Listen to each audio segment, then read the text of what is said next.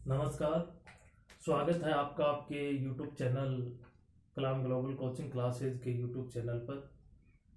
हम काफ़ी दिनों से आपके साथ कक्षाओं में नहीं जुड़ पाए, इसके लिए हम क्षमा चाहते हैं, लेकिन अब हम बराबर आगे कक्षाओं में आपके साथ जुड़े रहेंगे। अतः अपनी कक्षाओं के साथ भी बने रहें और अपने चैनल को सब्सक्राइब, लाइक और शेयर जरूर करें ताकि हम और ज़्यादा प्रोत्साहित होते रहेंगे। आज की कक्षा में अपना विशेष टॉपिक है जो रीट की कक्षाओं में फर्स्ट ग्रेड हो, सेकंड ग्रेड हो, फॉरेस्ट गार्ड हो, इन सब के लिए बड़ा महत्वपूर्ण है।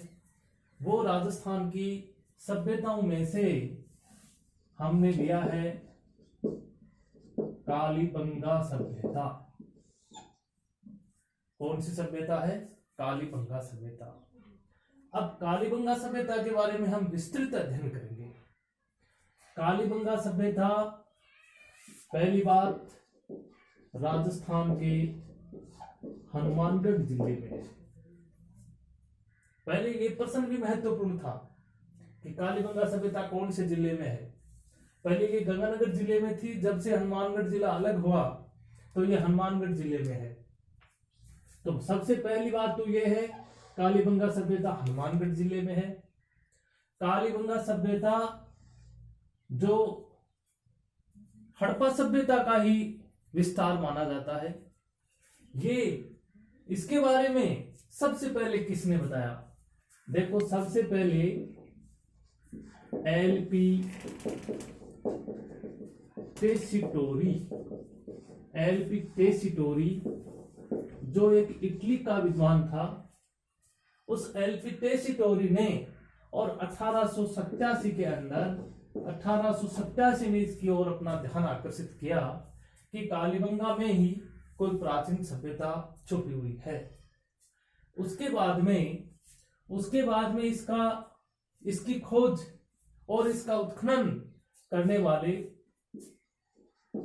ये याद रखना बहुत जरूरी है, खोजकर्ता अमलानंद घोष ने इसकी खोज की। और खोज कब करता है? खोज करता है 1952 ईस्वी में। अर्थात ध्यान रखना, आजादी के बाद में भारत में खोजा गया पहला स्थान कालीबंगा ही है, जिसकी खोज आजादी के बाद सबसे पहले इसी की हुई थी। अर्थात स्वतंत्र भारत का पहला सैंधव स्थल कालीबंगा सभ्यता जो राजस्थान में है, ये है। फिर इसका उत्खनन की जहां तक बात करें, उत्खनन करने वाले दो व्यक्ति थे। एक का नाम था बीबी लाल और दूसरे का नाम था बीके थापर।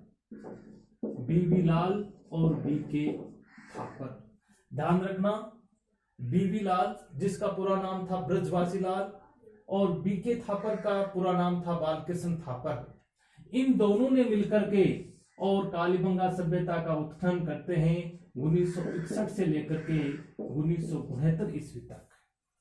1961 से 1969 ईस्वी तक इन दोनों ने उत्खनन किया और कालीबंगा सभ्यता की विशेषताओं को प्रकाशित किया जो अपने सामने आई। कौन कौन सी अपने को जानकारी मिली वो हम विस्तृत रूप से पढ़ रहे हैं। वो देखो आगे। देखो, हमने जो ये नाम लिखा है कालीबंगा जो नाम लिखा है, वैसे शुद्ध कालीबंगा ऐसे लिखा जाता है। हम इसको कालीबंगा लिख लें तो भी कोई असर नहीं पड़ने वाला।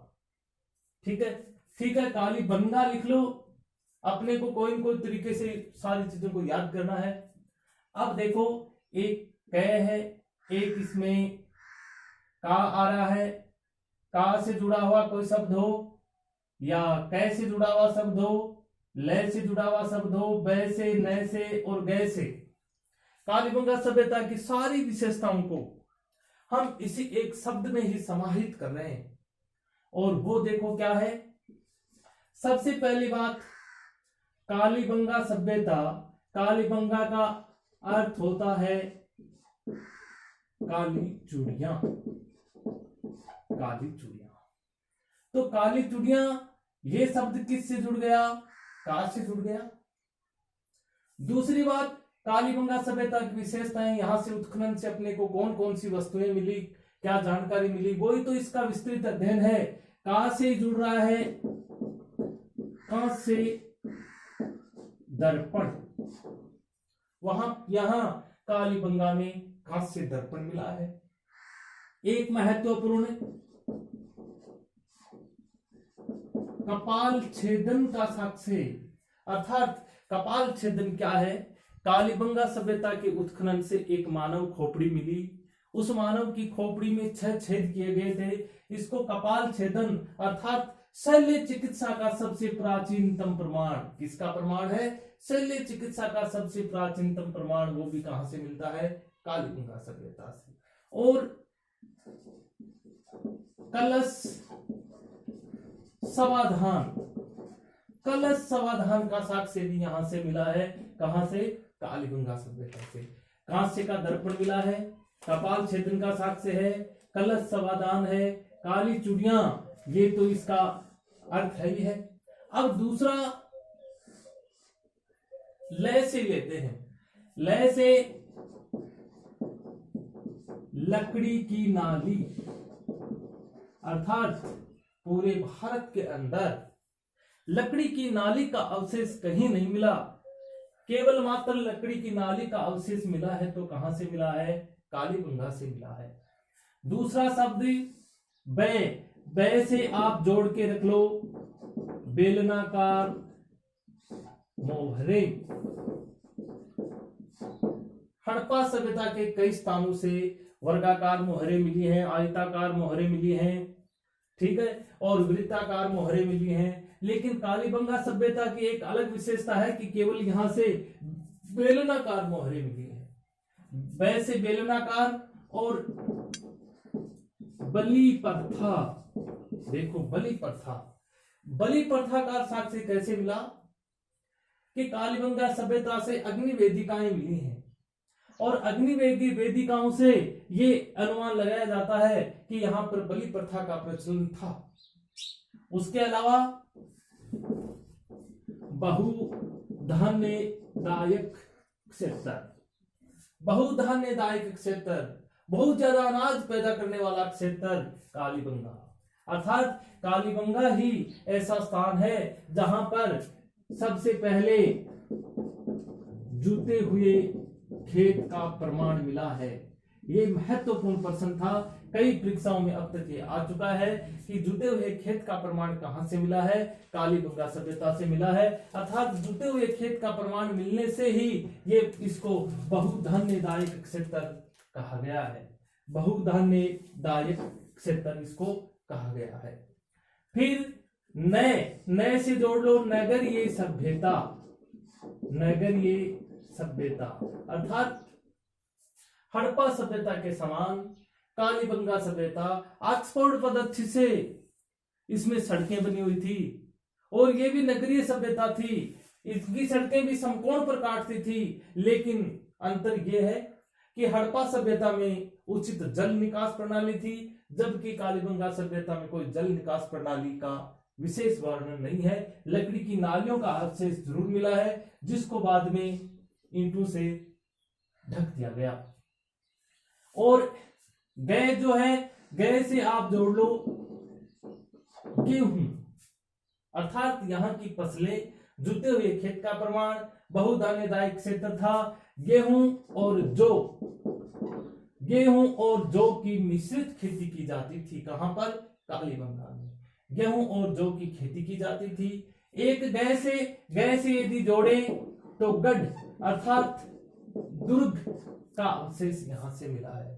कालीबंगा सभ्यता से 2 टीले मिले हैं, जिसमें एक में दुर्ग निर्माण टीला मिला है और एक बिना दुर्ग के टीला मिला है। इससे यह अंदाज लगाया जाता था कि जो दुर्ग निर्माण टीला है उसके अंदर तो शासक वर्ग के लोग रहते थे, और जहां दुर्ग नहीं मिला है वहां पर सामान्य जनता रहती थी।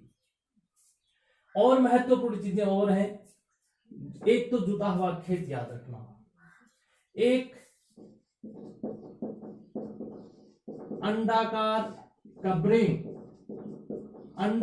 कब्रें मिली कालीबंगा सभ्यता से, जिसको कहा गया चिरायु कबर, जिसको क्या कहा गया है, चिरायु कबर। एक महत्वपूर्ण स्वास्तिक चिन्ह का अवशेष भी मिला है। इस स्वास्तिक चिन्ह का कालीबंगा सभ्यता के लोग अपना वास्तु दोष दूर करने के लिए स्वास्तिक चिन्ह का प्रयोग करते थे।